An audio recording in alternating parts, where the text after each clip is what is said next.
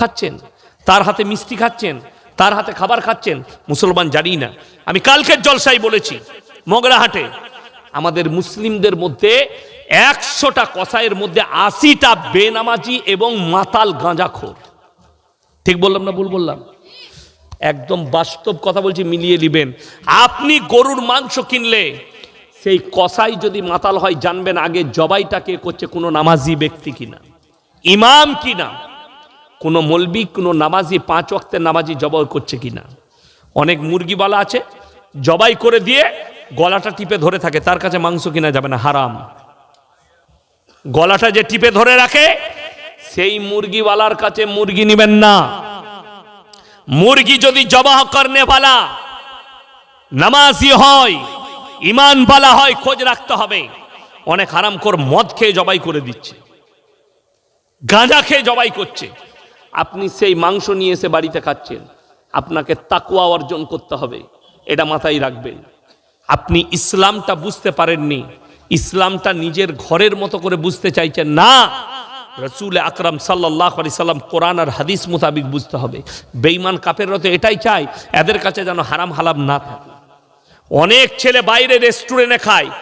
KFC বলে একটা company আছে জানেন ইসরায়েলে, কেএফসি চিকেন হারাম, ওটা মুসলিমদের জন্য খাওয়ার।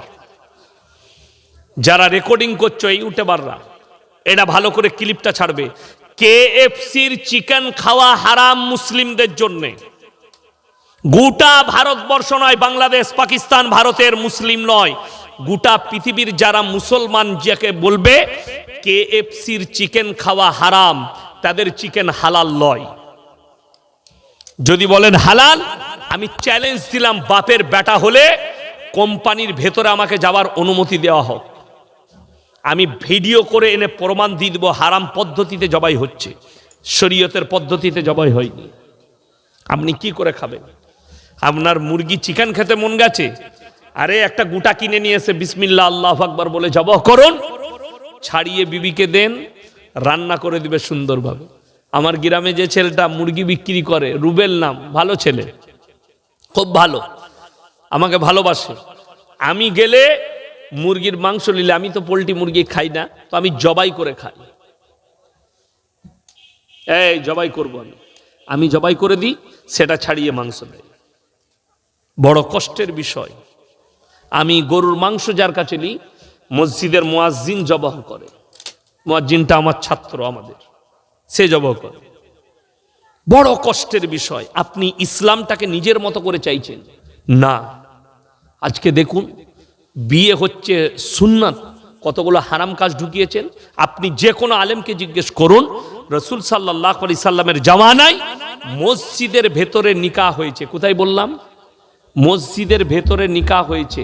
আজকে নিকাহ হচ্ছে প্যান্ডেলে, একটা ইমাম নাচার, গান বাজনা, নাচ, যার একটু পয়সা আছে সে হিজড়ে নাচাচ্ছে, ফাংশন করছে, আর মনে করছে আমি একটা সমাজের দামি কাজ করছি। তোমার থেকে বড় লিলজ্জা ছোট লোক অমানুষ পৃথিবীতে নাই। তুমি যদি নবীর উম্মত মনে করো, জেনে রেখে দিবে উম্মতের খাতা থেকে কিয়ামতের দিনে তোমার নামটা কাটা থাকবে। আপনি ভেবে দেখুন তো, আপনি বলছেন আমার শখ, আমার ছেলের শখ যে আমি গান বাজনা করব, একটা মৌলবীর জীবনে শখ নেই, খালি তোমার আছে। আমরা আমাদের বিয়েতে করতে পারি না। আমি তো যেদিনে বিয়ে করতে যাব সেদিনও মাদ্রাসার সকালবেলা ক্লাস করে তারপরে গোসল করে নতুন জামা কাপড় রাখা ছিল, পরে চলে গেলাম গাড়িতে চেপে। আমার মাদ্রাসার একজন কারি সাহেব, কারি শামসুদ্দিন সাহেব বিয়ে পড়িয়েছিল আমাদের দু ভাইয়ের। বড় কষ্ট লাগে। আপনি ইসলামটাকে ইসলামের মতো করে নেন। রসুল আকরাম সাল্লাল্লাহু আলাইহি সাল্লাম এবং তিনার সাহাবীরা কিভাবে ইসলামের উপরে একনিষ্ঠভাবে জুড়ে ছিল। আমি যেমন, আচ্ছা বলুন, দাড়ি কাটাটা সুন্নত না দাড়ি রাখাটা সুন্নত? দাড়ি রাখা। আপনি বলুন, আপনাকে আমি এই ধুবুলিয়া থানায় দেখিয়ে দেবো, গোটা ধুবুলিয়ায় 100-র মধ্যে 80টা লোক দাড়ি চাচা, ঠিক কিনা? আপনি সরকারকে গালি দেন, আপনি নিজে থেকে বসে সেলুনে দাড়ি চাচাচ্ছেন। কই ইউসুফ ভাই, তাই চলে এসো এদিকে এসো। ঠিক আছে, এখানে বসে অসুবিধা কেন? এইখানে বসো না তুমি, খামোকায়। এটা আমার খুব বন্ধু মানুষ, কি বুঝলেন? এরপরে মায়েদের ঘুম ভাঙাবে, কি বুঝলেন? খুব ভালো গলা, আল্লাহ হায়াতে বরকত দেখ, বলুন আমিন। তো আমি যেটা বলছিলাম, কি বলছিলাম, দাড়ি কাটা। আপনি ভেবে দেখুন, আপনি নিজেকে নবীর উম্মত বলছেন, অথচ আপনি মুখের দাড়িটা চেঁচে দিচ্ছেন। আল্লাহর কাছে কি জবাব দিবেন, কোন হিসাবে? আজকে যদি একটা ছেলে দাড়ি রেখেছে, মুখে দাড়ি আছে, নামাজি, বিয়ে করতে যাচ্ছে, মেয়েরা বলছে দাড়িওয়ালা ছেলেকে বিয়ে করব না। যা বুঝে করগা, বলছে ছেলেটা খ্যাপা, কেন নামাজ পড়ে দাড়ি রাখে। তাহলে নামাজ পড়লে দাড়ি রাখলে খ্যাপা? কিরকম ছেলেকে বিয়ে করবে? চুলটা যেন শুয়োরের মাথার মতো কাটে, গুটকাখোর হয়, গাঁজাখোর হয়, বলে এই ছেলেটা স্মার্ট। কেন? ও তো মেলা ঘুরবে, ও তো মেলায় নিয়ে যাবে, ও তো ফাংশনে নিয়ে যাবে, ও তো তোমাকে জিনার রাস্তায় নিয়ে যাবে, ওই জন্যে ভালো। আর যে ছেলেটাকে বিয়ে করতে চাইছে, এই ছেলেটা এসে বলবে পর্দা করো, এই ছেলেটা বলবে নামাজ পড়ো, এই ছেলেটা বলবে বোরকা পড়ো, এই ছেলেটা বলবে বাইরে বেরোনো যাবে না। ওই জন্য এই নামাজি ছেলেকে, দাড়িওয়ালা ছেলেকে বিয়ে করা যাবে না। খুব সমস্যা সমাজে। মায়ের দিকে বলছি আর বাবা দিকে, তোমার মেয়ের বিয়ে ঠিক করলে প্রথম শর্ত রাখো ছেলে নামাজ পড়ে কিনা। কথাটা বুঝতে পেরেছেন না পারেননি? ছেলের ইনকাম কত নয়, আমাদের দেশের লোক দেখে ছেলে ইনকাম কত করে, তাতে সে জানোয়ার হোক, হারামখোর হোক, মাতাল হোক, চলবে।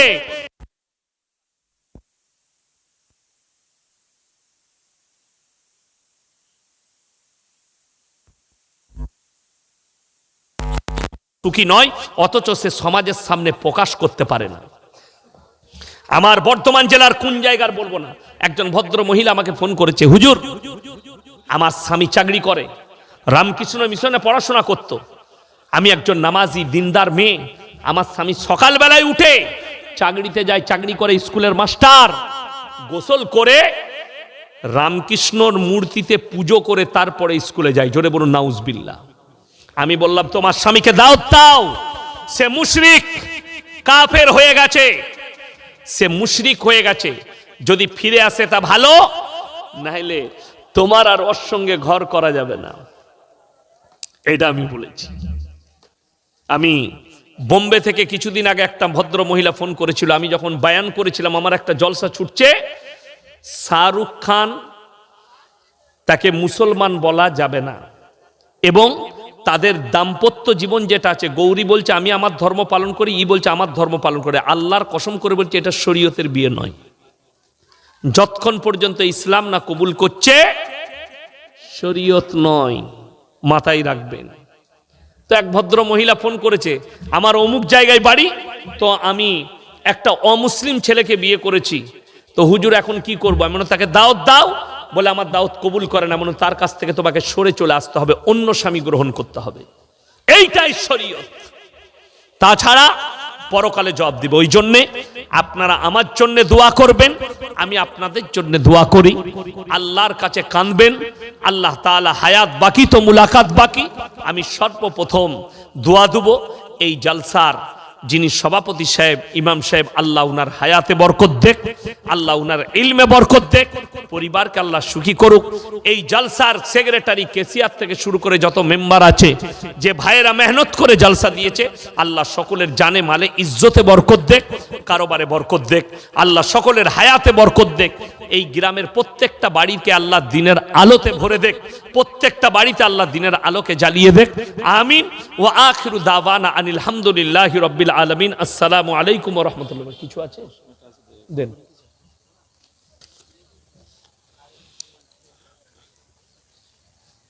জীবিত অবস্থায় এটা বলে দিয়েছি তো, হ্যাঁ এটা হয়ে গেছে, হয়ে গেছে, বাস আপনারা দোয়া। আসসালামু আলাইকুম। আপনাকে নিয়ে যাব ভাই, আপনারা সুন্দর ভাই অনুরোধ করে বলছি, পণ প্রথা বন্ধ করুন, কিয়ামতটাকে সহজ করুন। আপনাকে তিনটে মারাত্মক প্ল্যাটফর্ম পার করতে হবে, তিনটে মারাত্মক প্ল্যাটফর্ম। নাম্বার 1, দুনিয়ার পরে কবরটা। এই দুনিয়া সম্পর্কে আল্লাহ কোরআনে বলেছেন, ওয়ামাল হায়াতুদ দুনিয়া ইল্লা মাতাউল গুরুর।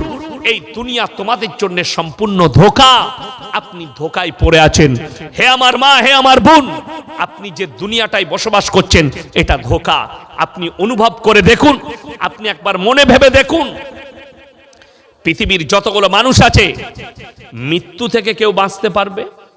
আল্লাহর কসম করে বলছি, আপনি যদি লোহার ঘরের মধ্যে ঢুকে থাকেন, মালাকুল মউত সময় হলে আপনার জানকে কবজ করবে, আপনার রেহাই নেই।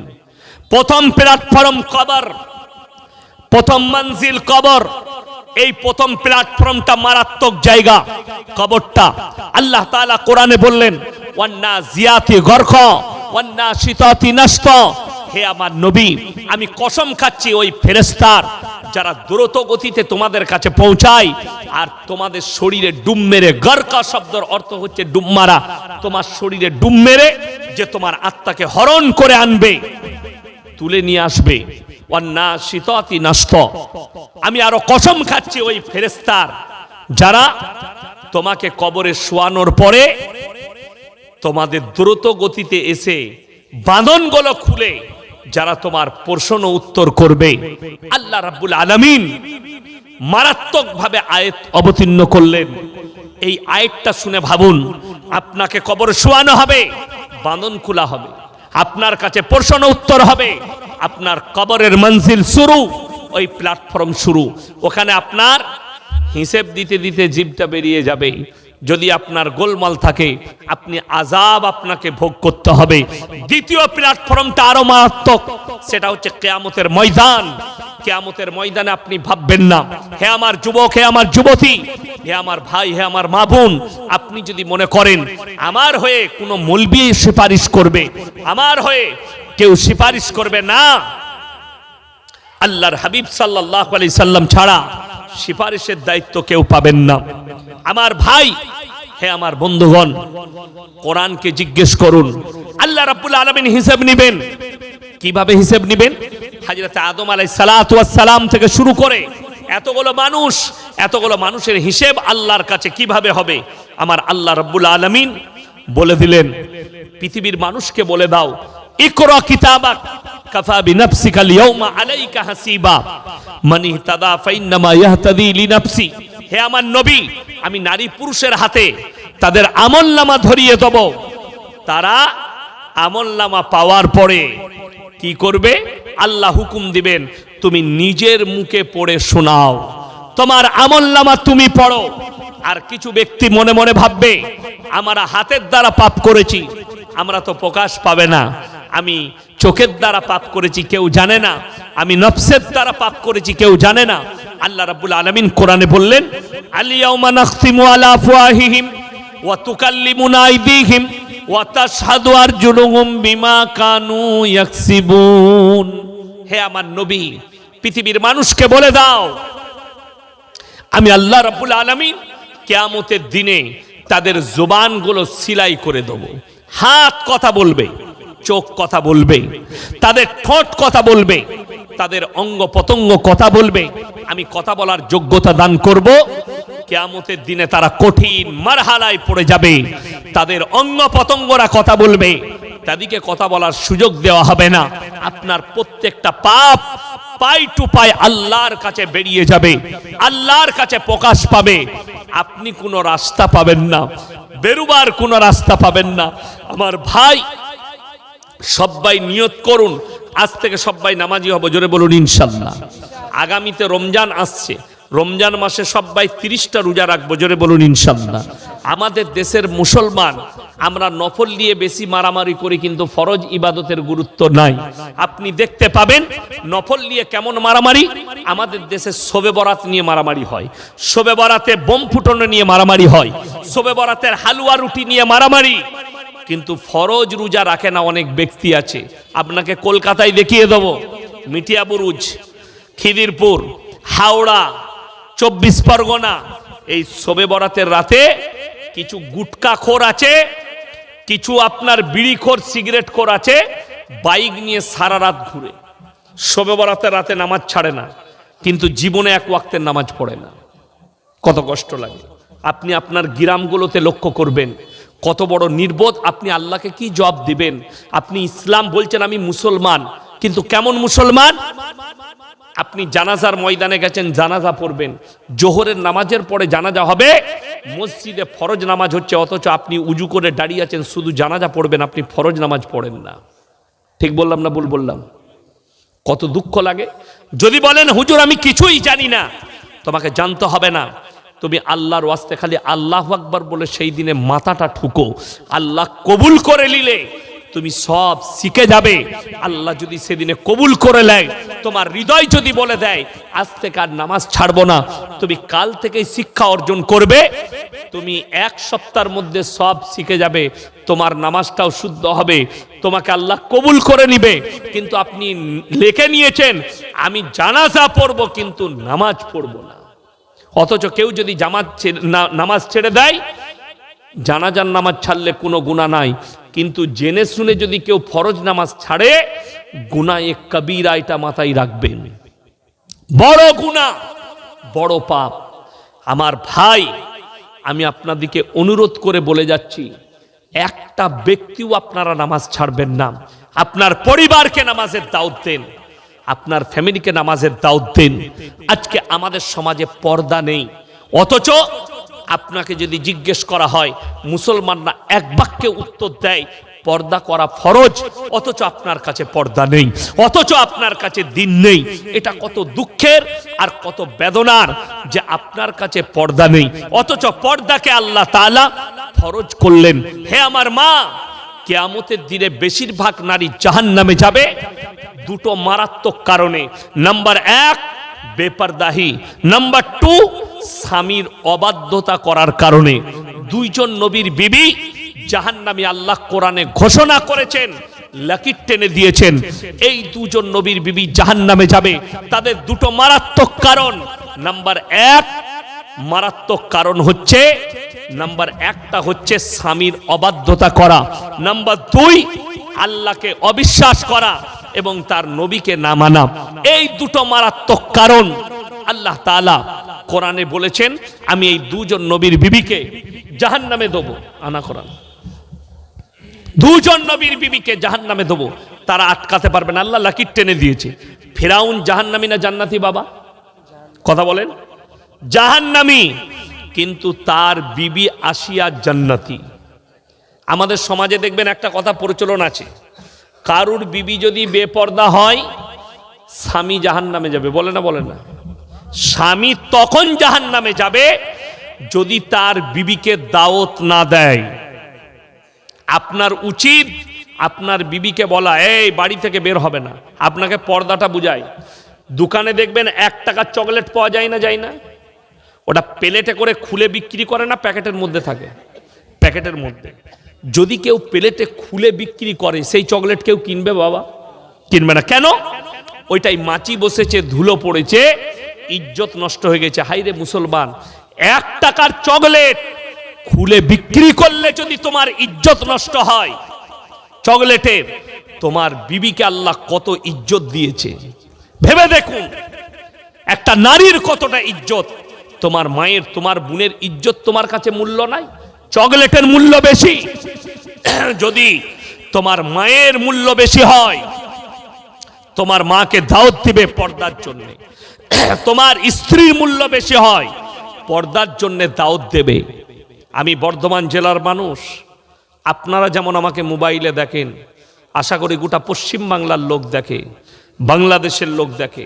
আমার বাজারের নাম গলসি, যেটা আমার থানা, ওটা গলসি থানা বাজার। এমন কেউ নেই যে আমাকে চিনে না, সব বন্ধু বান্ধব আমার। বর্ধমান টাউনে বেশিরভাগ মুসলিমদের নার্সভূম, সব আমার বন্ধু। নাসির ভাই আছে, জয়নাল ভাই আছে, খতিব ভাই আছে, সব গাদা নার্সভূম, সব বন্ধু বান্ধব। কিন্তু বড় কষ্টের বিষয়, একটা যদি কোনো দোকানি বলতে পারে ইয়াসিন সাহেবের মা কিংবা স্ত্রী দোকানে বোরকা পরে এসে একটা রুমাল কিনেছে, আমি আর জীবনে সমাজের বুকে কথা বলবো না, চ্যালেঞ্জ। একটা লোক যদি প্রমাণ দেয় ইয়াসিন সাহেবের মা কিংবা স্ত্রী কোনো বিয়ে বাড়ির প্যান্ডেলে বসে খানা খেয়ে গেছে, আমি আর জীবনে সমাজের বুকে আল্লাহর কসম কথা বলবো না। আল্লাহর কসম খেয়ে বললাম, মৃত্যুকাল পর্যন্ত এই খবর পাবেন না যতদিন আমি হায়াতে আছি, আমার আব্বাজি হায়াতে আছে। কেন? একটাই কারণ, আল্লাহর কাছে স্বামী সেই পুরুষ হচ্ছে দাইয়ুস। দাইয়ুস কোনোদিন জান্নাতে প্রবেশ করবে না। যারা নিজের বিবিকে বেপরদায় রাস্তায় ঠেলে দেয়, এর থেকে বড় দাইয়ুস পুরুষ কেউ নাই, এর থেকে বড় দাইয়ুস আর কেউ হতে পারে না। আমার বন্ধুগণ, আমার মা বোন, কোরআনে আছে ওয়াদরিব খুমুরিহিন্না আলা জুনুবিহিন, হে নারী তুমি পর্দা নির্ধারিত করো, তোমরা কোনোদিন ধর্ষিতা হবে না, তোমরা কোনোদিন লাঞ্ছিত হবে না। এটা কোরআন বলছি আপনাকে। আল্লাহ তাআলা হুকুম দিলেন নিজে দিকে ঢেকে লাও। আল্লাহর হাবিব সাল্লাল্লাহু আলাইহি সাল্লাম রাস্তা দিয়ে পেরিয়ে যাচ্ছেন, হাতেম তায়ের বিটি, একজন মুশরিকের বিটি, মাথায় কাপড় নেই, নবীজি নিজের মাথার পাগড়িটা খুলে তার উপরে চাপিয়ে দিলেন। আল্লাহর নবী সাল্লাল্লাহু আলাইহি সাল্লামকে সাহাবীরা বলেন, ইয়া রাসূলুল্লাহ, এটা তো মুশরিকের বিটি। নবীজি কি উত্তর দিলেন জানেন? কি উত্তর দিলেন? হে আমার সাহাবীরা শোনো, আমি মেয়েদের মাথা ঢাকতে এসেছি, খুলতে আসিনি। জোরে বলুন সুবহানাল্লাহ। এটা ছিল রাসূল সাল্লাল্লাহু আলাইহি সাল্লামের আখলাক। আর আপনি রাসূলের উম্মত হয়ে আপনার বিটি ঠোঁট পালিশ, নেল পালিশ লাগিয়ে রাস্তায় ঘুরছে। মায়েরা জানে না মায়েদের জন্য উঁচু করে চুল বাঁধা হারাম। যে মেয়েরা উঁচু করে চুল বাঁধে, অনেক মেয়ে দেখবেন এই ওপরে চুল বাঁধে, বাঁধে না, এটা ইসলামী শরীয়তে হারাম। যে মেয়েরা বড় রোক নাকে, হারাম। নোকে নেল পালিশ দেওয়া হারাম। যে মেয়েরা নেল পালিশ দেয় তাদের উজু হবে না, অর্থাৎ ফরজ গোসলও হবে না। হবে? ফরজ গোসল হবে, উজু না হলে হবে না, অর্থাৎ তাদের নামাজও হবে না, তারা নাপাক। সেই মারা বেলেটে করে যারা লাগিয়েছো চেঁচে দাও। উঁচু করে চুল বাঁধা হারাম, নখ রাখা হারাম, নেল পালিশ লাগানো হারাম, ব্রু ফিল